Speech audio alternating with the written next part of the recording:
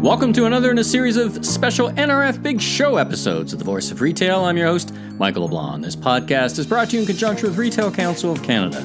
First up in this episode, recorded live from New York at the NRF Big Show in the NRF podcasting studio, I'm joined by Tal Zvi Nathanel, the CEO of the most interesting store in the world, Showfields. We delve into his origin story beginning in Israel, moving to New York, opening what for sure was the most talked about retail store in New York at this year's show. Next, respected retail industry analyst Sucharita Kodali, Vice President and Principal Analyst Forrester, is back on the podcast with her insights of the top tech trends at the show, perspectives on the state of modern retail, and bold predictions on retail trends for 2020 and for the decade ahead. But first, let's listen to my conversation from the NRF podcasting studio with Tal from Showfields. Tal, welcome to The Voice of Retail. How are you doing today? Good. Thank you very much for having me. Well, thanks for sitting down with us. We're at the NRF Big Show in New York City. We're in the podcast cube here with the without the roof, so we got some buzza in the background. It's kind of fun. Why don't we start? Tell us a little bit about your personal, professional journey and a little bit about yourself.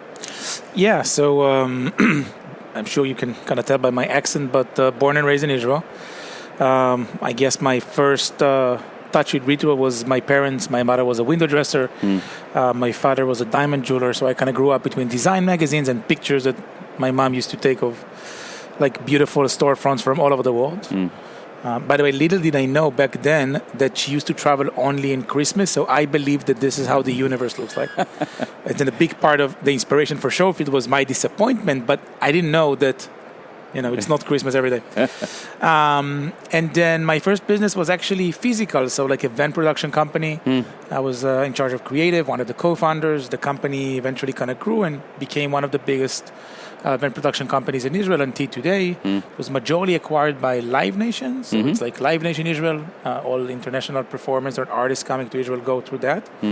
So this allowed me to, kind of learn more about physical experiences, which is also interesting. People think about, when you go into a concert, you think about how the performance looks like. Well, the reality is that the perception of a customer of that experience is made of billion parts, from the way that you purchased the tickets to the line in the entrance to what it took that you bought beer, how long was the show, what happened when you went out, how long did you wait in the parking. So there's many things. And I give you that because I think it's kind of ties into what it is that we are doing today. So this gave me kind of physical experience, and then 8 years ago I co-founded a company called MyCheck, which does mobile payment. So the second half of my career was extremely digital, integrating to point of sale, heavy deep technology. So you went from events to payments. That's a pretty big leap in some ways, right? First part creative and physical. Second part was boring but very educational. Yes. This is what brought me and my wife and our first daughter to the US 7 years ago. Company grew, my family grew. I have 4 kids right now. Congratulations. And and around a few years back, the company was purchased, and it allowed me to kind of ask what it is that I want to do when I grow up. And this is kind of how, in that point, I decided that I want to pursue the dream of Showfields. I had the privilege of taking a number of Canadian retailers around on a tour, as I do each year. So I come down in November and I try to find the most interesting retail experiences. I try to stitch together a narrative to the degree I can. This year, the narrative was about, what is the future? Let's go to Nordstrom's and see how they go to market. Let's go to the Hudson Yards, and then let's go to Showfield. So I kind of bookended it. We did a few things in the middle. I think one of your staff told me we were the 25th tour of the day. Yeah, there was around 80. So, unbelievable. You remind me, in every year I've been to NRF, there's been there seems to be a critical mass of the industry interested in a particular concept. So in years past, it's been This Is Story, Rachel Sheckman's. Last year was the Nike Experience. This year, it's Showfields, right, with that kind of amount of tours. That's the kind of buzz. So what on earth is going on at Showfields that's got the industry so interested? I know why I was interested, but I'd like, you've done, if that number of people, what are you doing at Showfields that's got everyone's attention? First of all, I'm very happy and excited to hear. NRF is a gigantic milestone for us. As a, a good lean startup company. For 2 years, I tried to hustle my way instead of buying a ticket and ask people back to let me in. And this year we had the opportunity to actually be on stage and talk. So I'm really humbled with this moment. I think like I know what was the intention behind Showfield, and I think that this is a big part of why like customers walk into the door. And because when we say we are the most interesting store in the world, we don't mean that we are interesting. What we mean is that we are a stage to all of this wonder which is already out there, but it's just extremely, extremely, extremely hard to find. So when you ask why, so I think that the reason that we have good traffic on a regular days, it's because I hope we deliver on the promise to the customer. That every time you come in, you would see different brands and experiences you couldn't see until today. But I think that from an industry perspective, the reason that we maybe got a lot of attention, it's because in a world where people are saying that the skies are falling and that retail is dead, even though people say that they say it less lately, there's a public sentiment, and you can't ignore the fact that you walk in the streets and it's store for rent everywhere. So I think that in this universe, when this young group of kids come and say, we want to double down on bricks, and we believe that this is the future, and we believe that all brands in the world should have a physical touch point. In the same way you went to Wix to open a website and then you went to Shopify to add e-commerce, you need Showfields in order to have a physical touch point. It's it's not only retail is not dead. We actually believe that it's the future of how you perceive online is actually physical. Oh, that's interesting. And I think that this is a very bold statement. And I think that people are looking for something optimistic around that. Not that we did it because of that. We actually believe in what it is that we're doing. Well, that kind of genuine interest and authenticity comes through. I think that's one thing that's captured everyone's attention. You didn't build this to be a showcase for NRF. Yeah. Right? This is a genuine articulation of what you saw. For the listeners at home who haven't been to Showfields, I'm going to try and explain Showfields to you because you've explained it 1,000 times. Yeah. So as I experienced it, you go into a large, fairly large building, and each building is made up of experiences. And the experience is the show, whether that's an actor or whether you're engaging with a product. And then the product isn't secondary, but the transaction part is at the end. So it's a show and an experience, not right back to your days in Israel, running experiences that needed to be a holistic experience. So I walked in, I experienced different product. I bought some sponges that change color, and I engaged with that. And then on the way out, it's the last stop before you leave, I did the transaction. Is that the vision, that the experience is the show and the transaction is kind of the gift on the way out, so to speak, or the stop at the museum store on the way after you've had a wonderful experience in the museum? Have I captured that? So I think, when we think about Showfield, we think about two words. There is show and there is fields. Show are 50% of the spaces. This is the in-between. This is what brings you to the door. This is the content. This is the events. This is the piece of art that changes all the time. This is the actors. This is the brand host. This is why you would come back and why our customers come back every week, every month, on a regular basis. It gives them value. And the question there is, what can we give to the neighborhood, to the customer, to the person walking in the street? And then the other part is Fields. Fields is our product. Fields is where we help brands tell their story, right? Each field represents one brand in a very immersive kind of way. Showfield is basically the journey, or I want to say the intersection of show and fields. If the goal of show is to drive people and to inspire them, move them into a discovery mode, fields is where you meet the brand and learn all about them.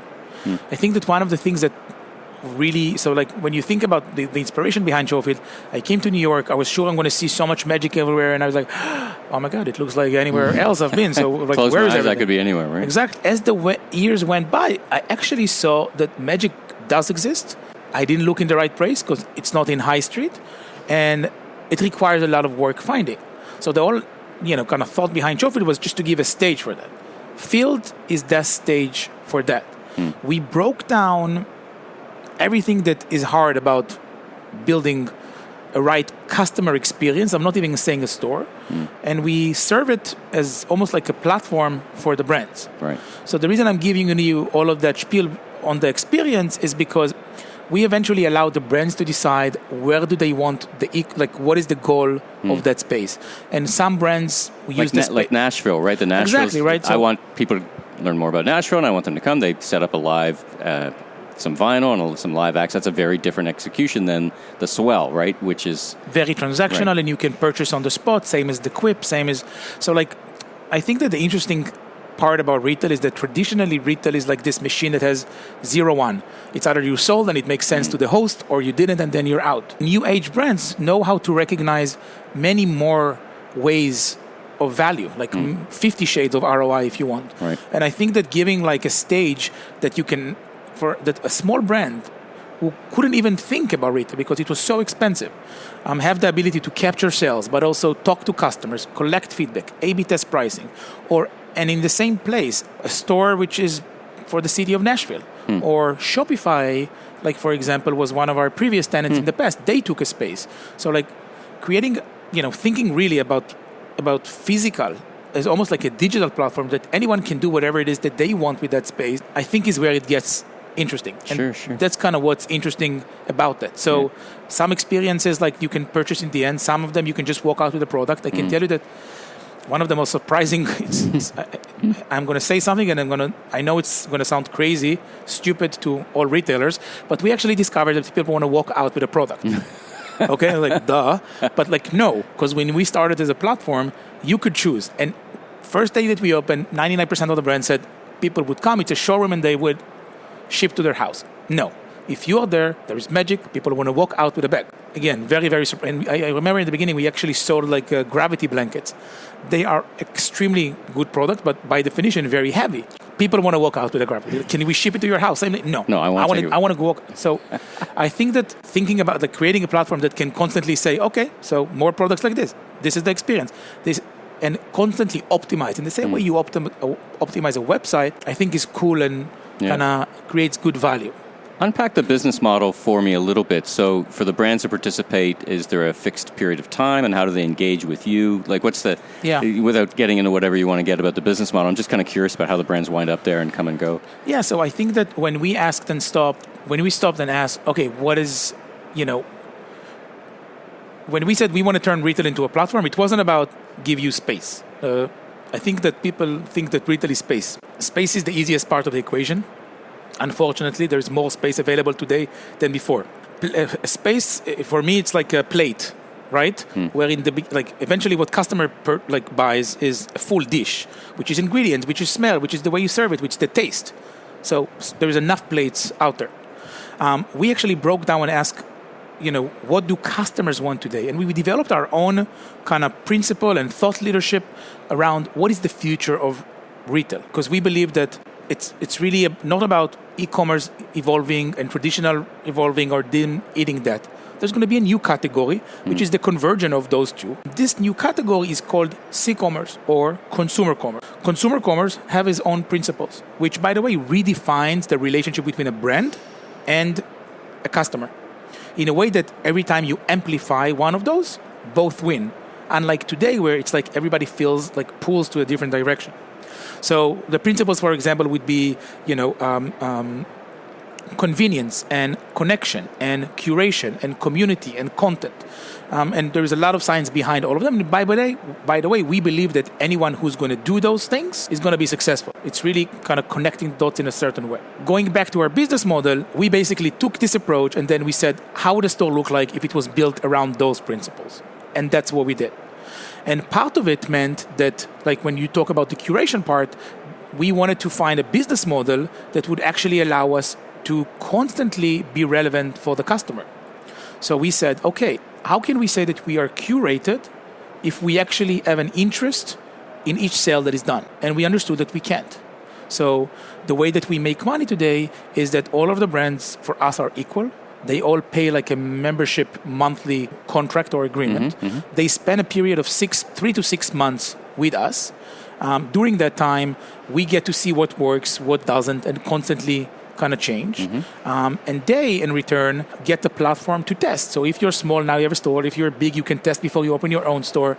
And that money includes, the design, the build-out, staffing, point of sale, full stack of reports that actually allows you to see whatever happens in the store, like, how many people walk next to, into conversion, like performance marketing to the physical world, which again goes back to coloring ROI.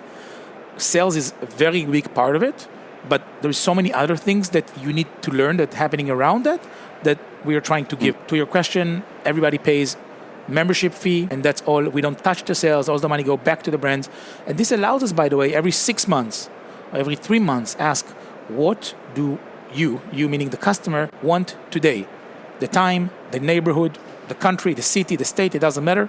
What do they want today? Constantly change, where I think like when you look at traditional multi-brand environments, they don't get to ask that question. Right. Because they need to ask what's going to sell tomorrow morning. They plan their drops, they plan their seasons, they plan exactly. ahead. Which is not good or bad, but like it just it's different. It's different, and it just by definition would prevent the ability to take. I think I read somewhere lately that like 89 or 90% of all inventory of department stores, for example, is what's called low-risk goods. So by definition, it's surely not things you've not seen before. I can promise you that. Right.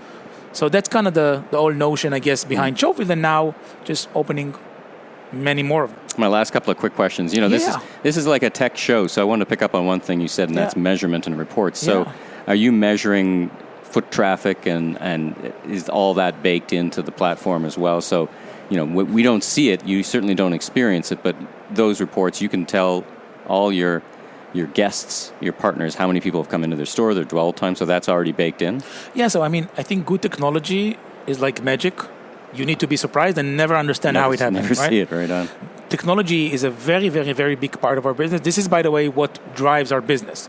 When you think about the new age of brands, it's not enough to talk their verbal language. You need to speak their technical language. We've spent 2.5 years with many developers building a platform that makes it very easy to open a store. So imagine we have the ability to onboard a brand. Let's say you got accepted to Showfield.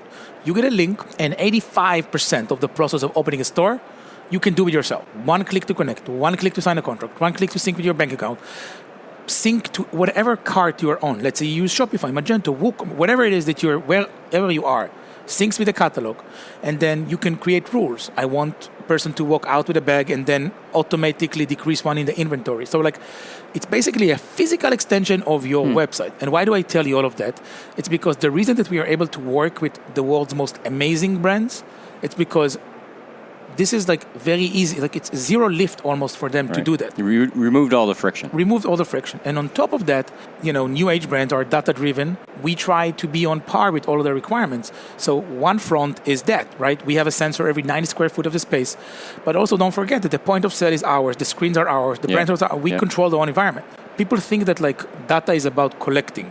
The easiest thing is to collect points. The hardest thing is to connect them.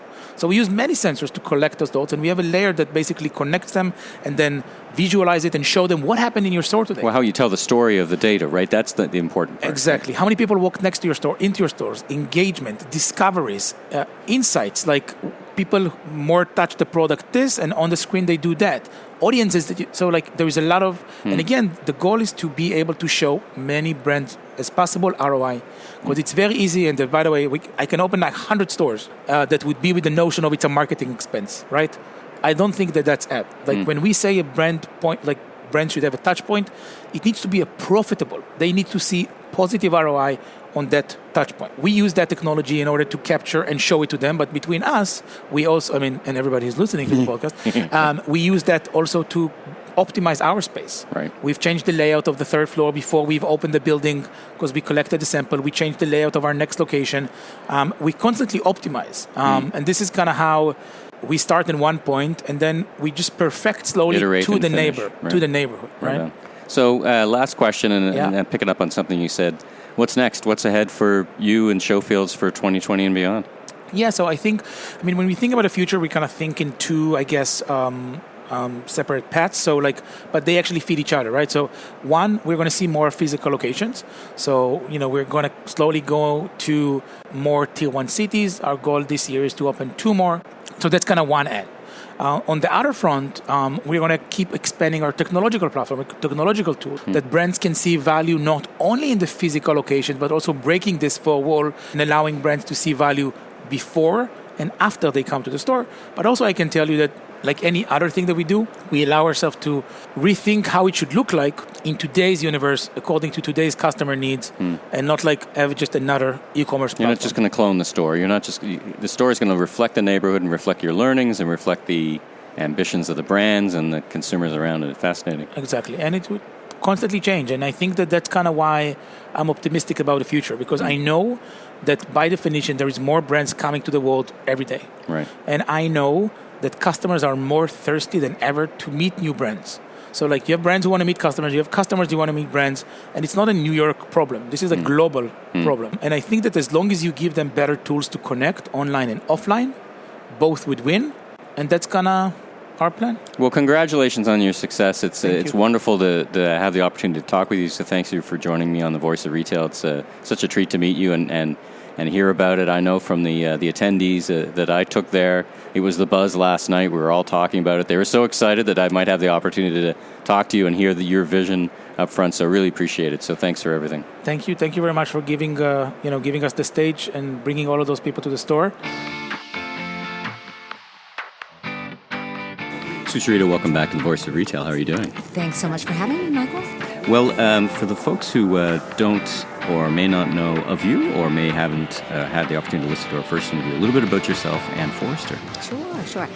Well, I'm a retail analyst at Forrester. I've been in the retail industry for the last 20 years, working in retail at different types of companies, Toys R Us, Saks Fifth Avenue, in the earlier part of my career, and then more recently in the last 10 years, I've been at Forrester. Forrester is a technology research company. We work with large retailers and the service providers that support those retailers and helping them grow and think about innovation and digital change. So we're here at the NRF Big Show in January, kind of a tradition. Not my first show, not your first show. What are you hearing at the show floor? And you're talking to retailers, you're meeting with people. What's the vibe? What are you hearing? The number one topic that at least most of the booths seem to say that they have is some sort of AI or machine learning. So I think that is typically a reflection of what retailers are asking questions about. That may not mean that they even understand what it means or that they know, how it applies to their business, but that is what is resonating, or at least what a whole bunch of these solutions providers think is resonating. And judging by the fact that there are 40,000 people here and they're all crowding the show floor, something must be resonating. It's the wisdom of the crowds is AI, so to speak. Exactly. The artificial wisdom of the crowds. Exactly. And then, interestingly, there are a whole bunch of electronic shelf label companies, too, which I think is interesting because it's an extension of omni-channel. It's really about dynamic pricing. It's the ability to optimize your revenues, often based on other type of signals, usually internet-driven signals, more than anything. So I think that's very, very interesting. I mean, having, kind of going back to my days in retail, I certainly know that one of the biggest expenses for any store operator is, just the volume of price changes. And literally it's sending a person with a list to go find various SKUs to change the price on them. And if you can change that to a more dynamic environment, I would presume that is labor that then you could redeploy into other higher service I guess experiences. In some ways the tech isn't new, but it seems to be kind of reaching a level where it's affordable because on-shelf tagging it's is not been a new around thing. forever, and right. you are so right. And it's kind of digital. Exactly. And I mean, and I don't even know that it's still necessarily affordable, but you do have a lot of companies out here certainly talking about it, and I appreciate the ones I've that. talked to, they talk to more about the lift it's going to create versus the efficiencies it's going to create in some of the conversations. That's interesting? Yeah. That's interesting. I hadn't heard as much about the lift because I don't know. I mean, I guess with some of the labels having promotional information and they could have more richer content, like maybe they're pulling in ratings and reviews or other type of information that they hadn't had before. Yeah, absolutely. I think that's interesting. I like the Innovation Lab too. There are a lot of newer startups that are focused just specifically on retail solutions, anything, vertical farming or indoor farming. I saw a couple of those, right? That's interesting. Drones to, take pictures of what's on the shelf. So, just some interesting ideas. I mean, whether or not any of this ultimately becomes mainstream remains to be seen, but these are, at least this is pushing the envelope of what's possible. Right on. So we're in January, so the results are starting to come out. Let's talk about U.S. holiday retail. We're starting to see some results, predictably, some up, some down, some sideways. Yeah. Kohl's, for some reason, seems to have surprised the market. I'm not sure what the big surprise. In not a good way, was. right? Yeah, not a good way. Any surprises for you? I mean, the predictable things. Amazon had a strong year. Okay. Anything stand out so far? This is a question we get every year, and it's like, what's surprising about the holiday season? It's like, well, it's another holiday season, and it was another year where Q4 is bigger than everything else, and e-commerce continues to grow. And a lot of traditional stores, like department stores, continue to be challenged. But that said, what I think is, some of the bigger opportunities that we see, there's an awful lot of buy online, pick up in store that continues to happen more every year. And often people are buying online for the first time, or they're doing in-store pickup for the first time because of Q4, because that's the time that they really need it. So it becomes. Is that what you think is driving? Let's talk about BOPIS for a while. What's driving that lift in BOPIS? I mean, in New York, I was reading 1.6 million deliveries a day. In Manhattan, 90,000 of which go missing. Is it just practically an easier thing to do? Yeah. Is that what well, you it's think interesting. Is I think in some markets it is there's a theft and a porch piracy issue. I think that for some it's just easier. It's convenient. More companies are offering it. I mean, you got to remember, like 15 years ago, Walmart and Target didn't even really have it. Right. And Walmart had it, but it was less. It was less of an investment. They certainly didn't do it for grocery. Target really only got onto the BOPIS bandwagon relatively recently. And even then, it was a bit of an Easter egg hunt for the customers, right? Yeah. They walk in and where on earth do I pick this Yes, thing up? exactly. And now you have, curbside and people bringing things out. So, the level of convenience is higher. The availability of the service is higher. The benefit of the service, which is that you can get more merchandise, whether it's in the store and some extended aisle merchandise. And in many cases, it's picking things up on the way. So those are... Do you think the stores are ready? I've been in some stores in Canada and here in the U.S. I'm not sure stores are ready for this massive influx of packages suddenly showing up in their stores. It's a whole different. Not. It's a whole different thing. I'm not sure they're ready. They're not. They're not, and that's why. They're not even ready for people picking, kind of a grocery order from the shelves. That's there's a lot that. But you have to keep in mind. These are stores that were built for a different purpose, and right. They were built, decades ago in some cases, and you're retrofitting them for new purposes, and that's very different than if it's like a Hema in China, where the store was specifically built to be an omni-channel experience, and you have, conveyor belts that are moving,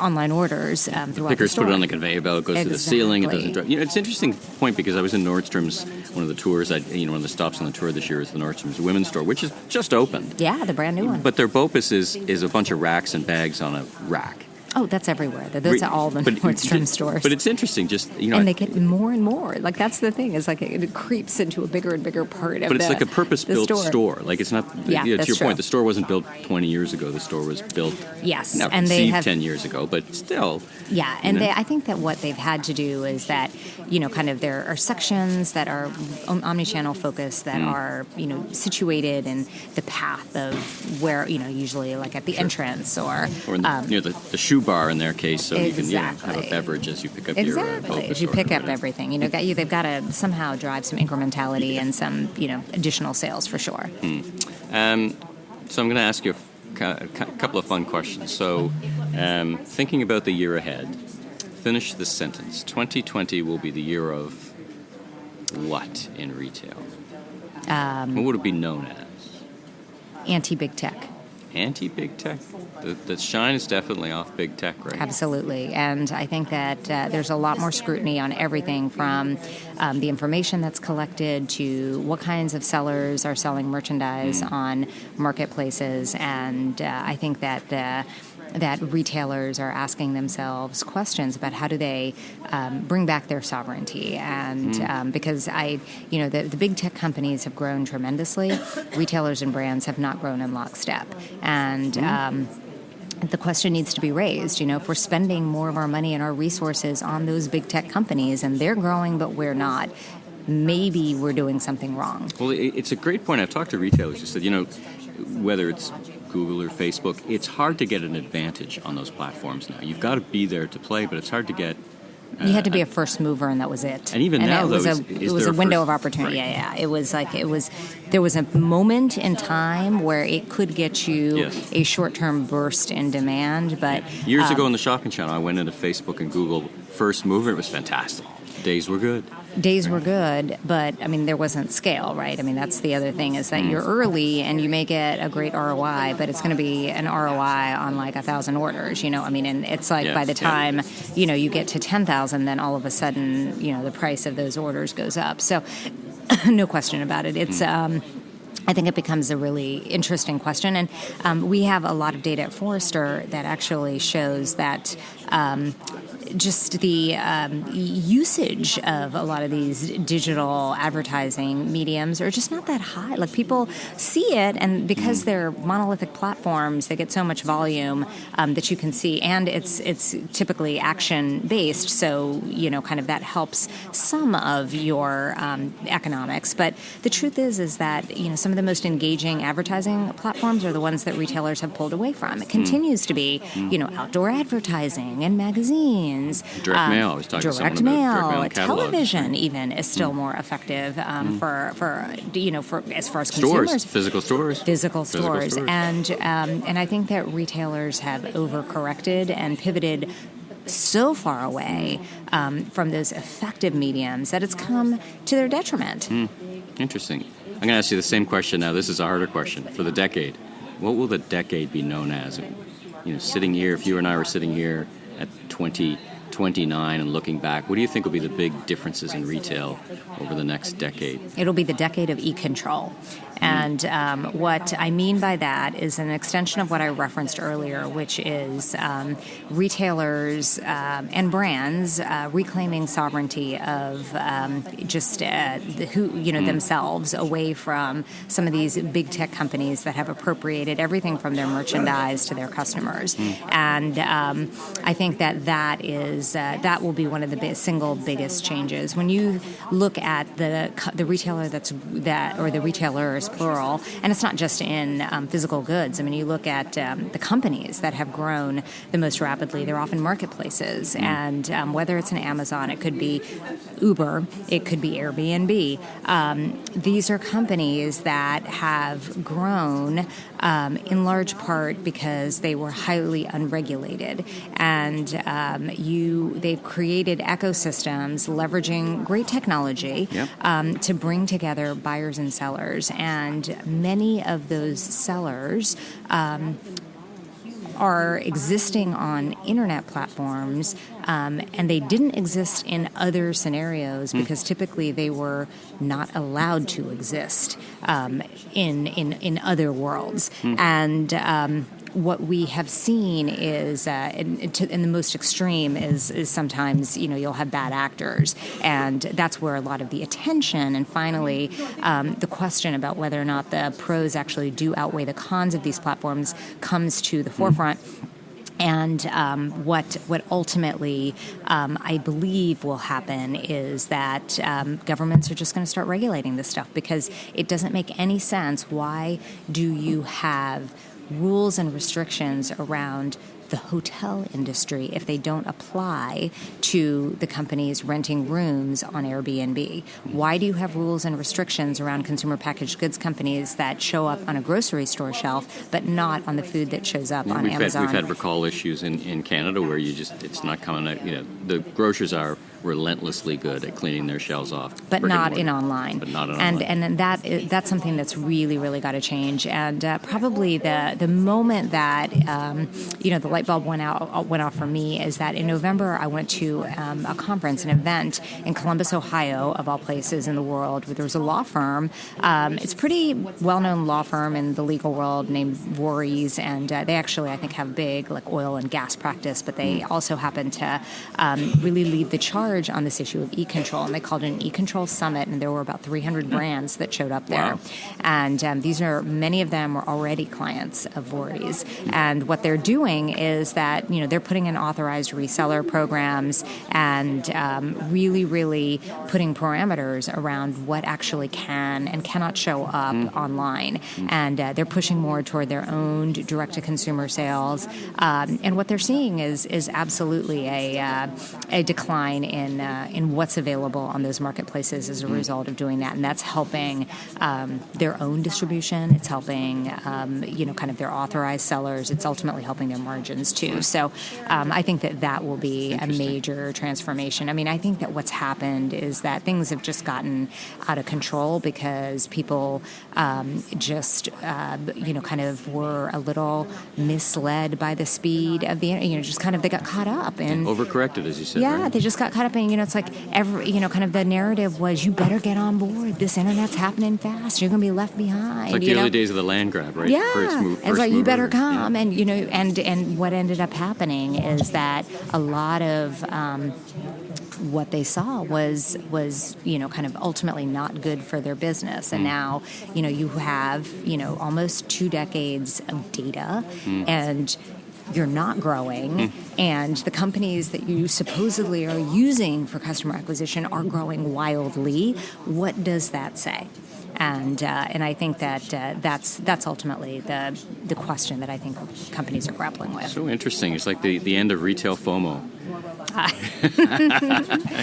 hope so. Yeah. I hope so, because I think that one of the things that there will always be retail FOMO. There will always be kind of hype machines. This conference is all about retail FOMO. Yeah, there are always kind of hype machines that will kind of purport to be the next big thing. Yeah. But I think that kind of where there will be much more scrutiny around what is something actually doing for us. I mean, my goodness, one of the things that continues to baffle me about Google is it is still the number one digital spend allocation, but yet brands and retailers still have not resolved the kind of the branded term challenge, where everyone's still buying their branded terms, and that is driving 80% of your paid search revenue, and your blended value of Google is largely tied to those branded terms.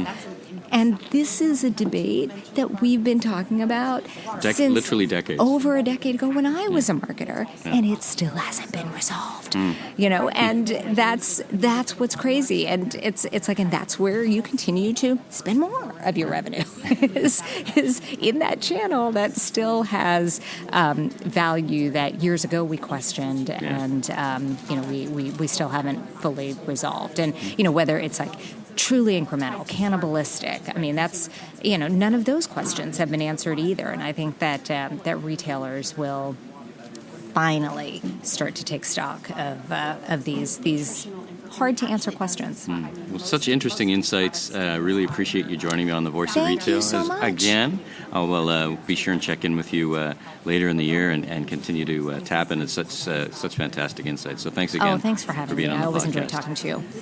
Well, thanks to Tal and Sucharita for being my guests in this episode.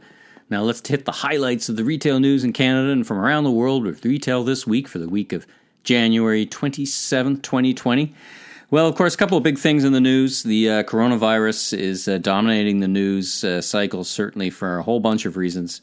And the RCC, if you're an RCC member, there's a handy resource section that's been open up on the website, retailcouncil.org. So check that out. I mean, thoughts right now, there's multiple dimensions to this, but thoughts right now is around the people, how to protect yourself, how to get ready for business disruption. But soon our minds will start turning into all the different elements and reverberations from supply chain to product sourcing to travel to tourism that's so vitally important to retailers. But of course, first and foremost, we're concerned.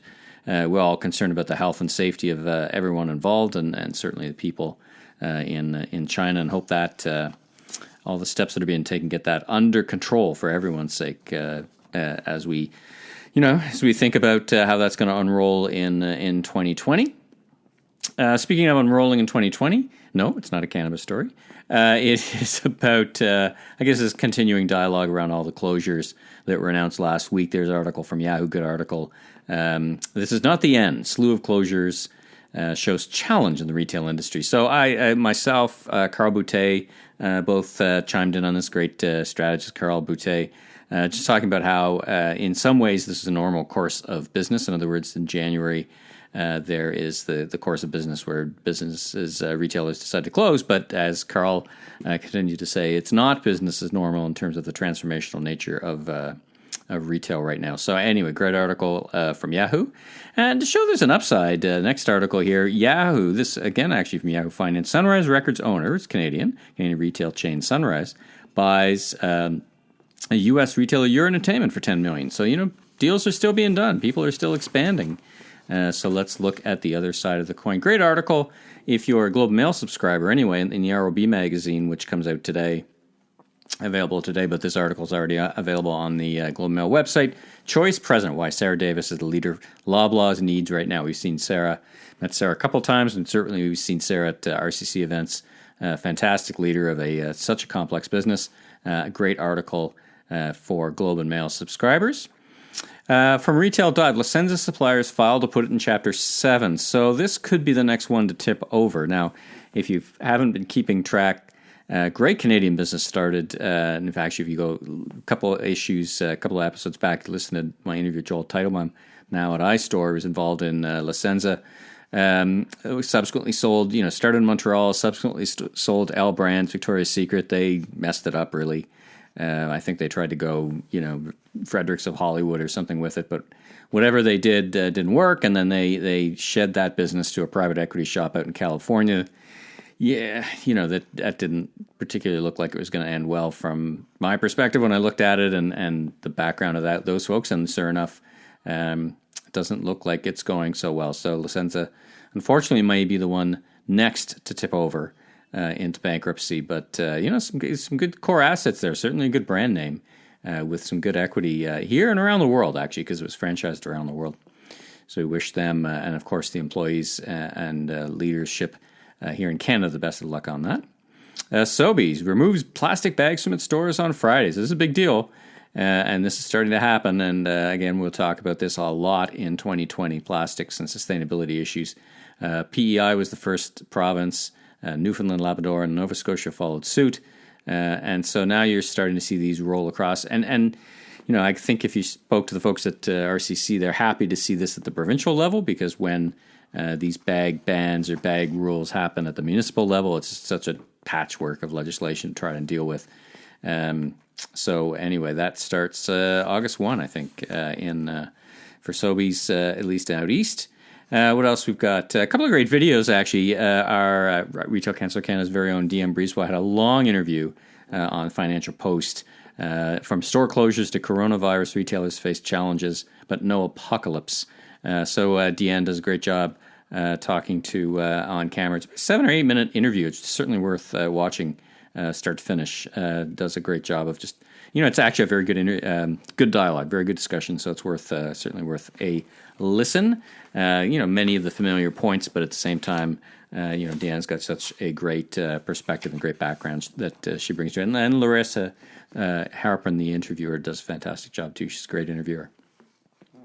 Retail around the world. It's happening in a big way. The future of re-commerce and retail. So this is actually a cutout from Retail Dive, so to speak, but it's a cutout of NRF. A bunch of folks on the stage: ThreadUp, Rebag, Rent the Runway, Urban Outfitters, Newly, Later, I'll talk about Nordstrom getting on this whole resell piece and how that's a big, what they're calling re-commerce, not e-commerce, but re-commerce. So again, both used vintage stores have been around for a long time, but it's never had that amplification from sustainability issues. So let's see where that goes in the next decade. Walmart raises the hourly wage $12 in 500 stores, part of a test. Interesting, right? I put this in because we heard this from MEC, where Phil Arad, a new CEO, made part-time employees full-time just because they reduced the churn. And so you're starting to see, both for competitive reasons and for other reasons, retailers raising. $12 doesn't sound a lot in Canada as an hourly wage. It's, the minimum in most provinces higher than 12, but it's a big deal in the U.S. So that's one to watch. And this is the international section, so we just hear from the BBC in Britain. They continue to struggle. British high streets, they're really taking it in the chin. 10,000 jobs lost already this year. Between Brexit and weak consumer confidence, and today's the day, right? Britain leaves, UK leaves the European Union, so we'll see where that goes. Other things, of course, happening there, shift to e-commerce and all kinds of things going on, but we'll keep it a close eye. They're certainly having struggles over in London. Off-price continues to be on point. This from Retail Dive. A lot of stories this week from Retail Dive, actually. Now that I say it out loud. Anyway, good article on what we probably all know is that these off-price it continues to be very compelling, where consumers are looking for great value in the clothes they wear, and we continue to see the success of all those various concepts, whether it's Winners, Marshalls, Nordstrom Rack, Saks Off Fifth. These continue to be real destinations. And speaking of Nordstrom, they've launched secondhand clothing sales. So back to the re-commerce, that from Business Fashion, great article. Planning on secondhand luxury units in its flagship, actually the one we were in. And it's not surprising, I guess, because we did see a sign about donating clothes. So it's not surprising to see that they would get involved in that. And not surprising it would be Nordstrom, and not surprising it would be that store in Manhattan. News to independent retailers, Abby Roach leaving Hotbox after 20 years. So the great Abby Roach, a real advocate and great retailer. We've talked about what has transpired over the past 2019 in the cannabis space. She invested a tremendous amount of money in trying to get a license that was ultimately just given up to lottery. So the good news is the Friendly Stranger, Robin leading that business. There you go back a bunch of episodes to the Economist Cannabis Edition, and have a great interview with Robin. The Friendly Stranger is buying them, and so that's good. I think that's a good end story to what could have been some rough sailing for Abby. And Abby is going to work for the Ontario Cannabis Stores as a senior category manager. So that's good news all around. Hopefully, I don't know the background or the details, but hopefully that's good for Abby. And it's good for consumers in Canada because she's got such expertise. So it's good to have someone with that level of expertise at the OCS and guiding their product assortment as product assortment decisions can now be made as we now start to see the industry expand. What else? High Tide here looking to flood Ontario. I guess another cannabis story, and the High Tide, the Canna Cabana, they took over their Canna Cabana store in Hamilton, I guess, from the lottery winner. So we continue to see this lottery thing evolve. But Raj Grover, great leader from High Tide. I again, a couple of episodes ago, talked to Raj about his ambitions, and now we're starting to see that unroll pretty quickly. And there's a top or limit of 10 stores per operator this year in Ontario, and they want to get there as fast as possible, definitely growth up. Let's see, shopping and digital stories. Confessions of a DTC brand marketer. Instagram would dictate what we wanted and could not do with the data. So this, I threw this in from Glossy. I was thinking about my conversation that you just listened to with Sucharita, talking about the platforms and where the advantage is for the retailer or not. So that just was kind of echoing my mind when I picked this story. About using what seems to be pretty compelling Instagram checkout, without having that second hop over to your site. But looks like they're dictating the rules. So anyway, If you didn't have the chance to listen to that interview with Sucharita, go back and listen to that part. Get ready for direct-to-consumer shakeup in 2020. This is from VentureBeat, from the venture capital folks. We've been talking about this in the podcast for a while, the return of unit economics. We saw that with the folks from Casper taking it in the teeth a bit after their release of their S1 that really their IPO went out at considerably less money than I think they were intending. It's an anniversary for the adorable grocery robot, Marty. So they're showing a 6'3" googly-eyed robot. It's like the word dystopian is in the article, but it's really start to think about it. Dystopian future of retail. I don't think it's a dystopian future of retail, but it is so fascinating. I think our relationship with robots and tech, that from Business Insider. And, of course, the obligatory Amazon article. Amazon wants to turn your hand into a credit card. Working here with Visa, as reported from CNBC, and your hand becomes somehow bio-integrated into being a credit card. So, that whole friction point of actually having to pull out a card or a device eliminated. Yeah. So we'll see where that all turns out. Listen, I went to the Amazon Go store. If you haven't been to the Amazon Go shop it like you stole it store, be sure and give that a chance. There's a lot of them now in Manhattan and elsewhere, so be sure and check it out. You get a glimpse of the future, I would say. So that's it. That's a good roundup for the news. Lots of other stuff going on, but that's hitting the highlights. So that's a wrap on this edition of The Voice of Retail. If you like this podcast, you can subscribe on Apple iTunes, your favorite podcast platform, which includes Spotify. If you're an Android user, please rate and review, and be sure and recommend to a friend or colleague in the retail industry. I'm Michael LeBlanc, founder and president of ME LeBlanc Company, Inc. You can learn more about me on www.meleblanc.co or, of course, on LinkedIn. Until next time, have a great week.